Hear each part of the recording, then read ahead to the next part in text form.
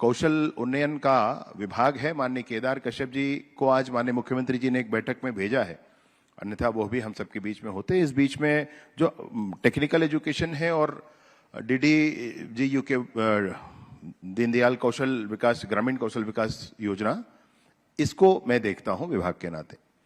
जो भी है, मसला यह है कि हमारे छत्तीसगढ़ की आवश्यकताएं क्या है, कैसा होना चाहिए, पूरे प्रदेश में क्या होना चाहिए, अभी तक छत्तीसगढ़ क्या कर रहा है, तो मैं एक दो चीजें अपनी जरूर बताना चाहता हूं।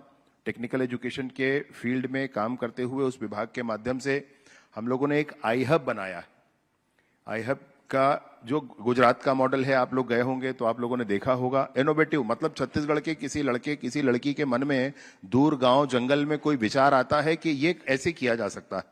अब उस नए विचार का पोषण कैसे हो, उस नए विचार को लेकर के वो कहां जाए, वो नए विचार उसको भूमि पर आने के लिए, वह जो बीज मन में आया है वह धरातल पर उतर आए, मूर्त रूप ले ले, इसके लिए वह व्यथित है, वह उत्साहित भी है, वो कहां जाए।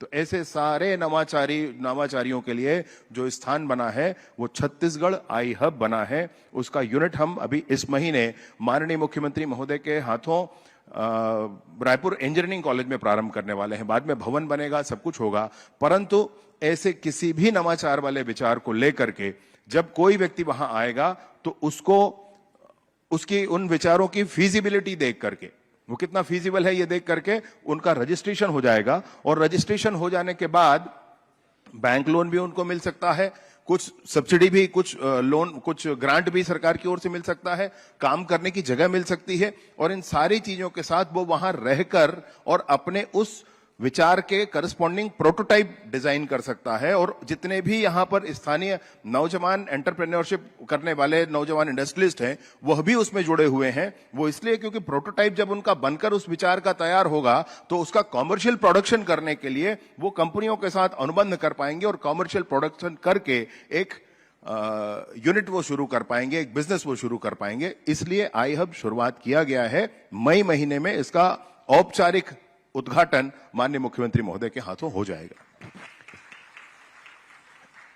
इसके साथ ही साथ बहुत हम लोग राजनीतिक कार्यकर्ता हैं, प्रैक्टिकली जो बात समझ में आती है, मुर्गी बेचने वाले अगर एक जगह मुर्गी फार्म बना करके और वहीं प्रोडक्शन करके और वहीं से बेच दिया तो जनता को क्या लाभ हुआ। इसमें बड़ी स्पष्टता के साथ, जैसे माननीय मुख्यमंत्री जी ने अभी बस्तर में बैठक ली, उन्होंने स्पष्ट किया बस्तर में बस्तर मॉडल लागू होगा। अगर किसी को ऐसा करना भी है, वहां पर पोल्ट्री फार्म भी डालना है, तो बस्तर के दूर गांव में बसे लोगों के घर में मुर्गी पलना चाहिए और वो मुर्गी यहां पर एक साथ एकत्रित होकर के आगे बढ़ना चाहिए, आगे बिकना चाहिए। इस मॉडल को तैयार किया जाना चाहिए। इस तरह के मॉडल तैयार किए जाने चाहिए। जैसे कि बजाज का बल्ब होता है, जैसे कि लिज्जत का पापड़ होता है, घरों में बनता है, सील मोहर उसका स्टैंडर्ड फिक्स है, और वो एक उस स्टैंडर्ड के बाद आकर के एक जगह सील लग करके फिर उसकी मार्केटिंग, लॉजिस्टिक्स, ये सब उसकी चिंता की जाती है। जिसमें लोग जुड़े, जिसमें जनता जुड़े, जिसमें गांव का व्यक्ति जुड़े, जिसमें गरीब जुड़े, जिसमें उसके हाथ में स्किल हो। स्किल मतलब किसी एक जगह पर, एक स्थान पर जाकर के VTP जो हम बनाकर चलते हैं, अभी VTP का कॉन्सेप्ट हो गया कि एक कमरे में रखा कंप्यूटर, ये सब मिलाकर VTP। जबकि VTP का कॉन्सेप्चुअली विषय ये था कि अगर कोई व्यक्ति मैकेनिक है और एक सड़क के किनारे उसकी दुकान है मैकेनिक की, मोटरसाइकिल बनाने की दुकान, तो वो VTP हो सकता है, और वहां पर एक व्यक्ति पंजीकृत हो सकता है वहां पर प्रशिक्षण प्राप्त करने के लिए, वो उसका प्रशिक्षक हो सकता है, और इसको मान्यता देनी चाहिए। तो ये VTP होना चाहिए भाई, इस तरह का VTP होना चाहिए। जो जहां प्रैक्टिकली काम कर रहा है वो VTP होगा। एक कमरे में रखा कंप्यूटर और उसमें कोई काम करने वाला, ये VTP नहीं होता है। नीति आयोग के साथ भी और माननीय प्रधानमंत्री जी एक CM कॉन्क्लेव करके एक मीटिंग लेते हैं हर 3 महीने में, और जब माननीय प्रधानमंत्री जी बोलते हैं तो ऐसे लगता है कि कल्पना लोक से कोई बोल रहा है। मैं सौभाग्यवश 3 ऐसी बैठकों में रहा उनके साथ, माननीय मुख्यमंत्री जी के साथ हम लोग गए थे, उस बैठक में रहा मैं।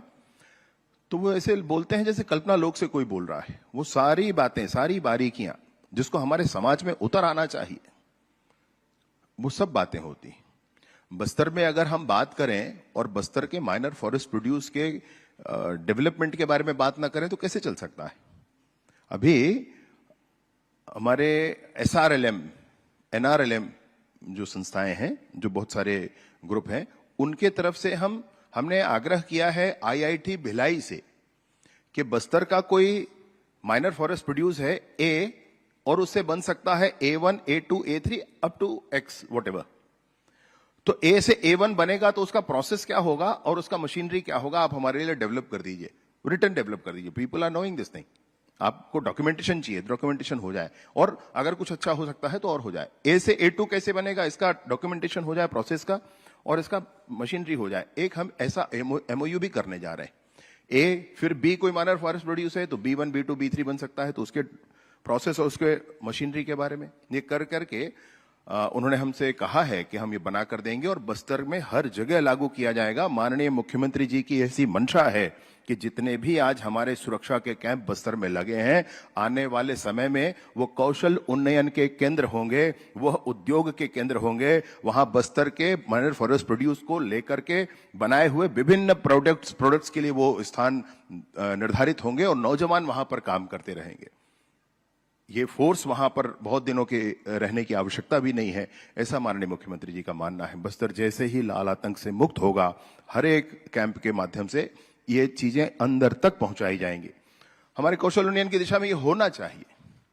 AI ही माध्यम नहीं है, AI पर भी काम हो, ना ही नहीं है, परंतु जो आवश्यकता है, मुझे बहुत बड़ी प्रसन्नता हुई ये जान करके कि ड्राइविंग हम सिखाने वाले हैं, हम क्रेन पर काम करना सिखाने वाले हैं। बड़ी प्रसन्नता हुई इस विषय को जान करके कि हम स्थानीय आवश्यकता को, रीजन स्पेसिफिक और कल्चरली रिलेवेंट, इन चीजों पर फोकस कर रहे हैं।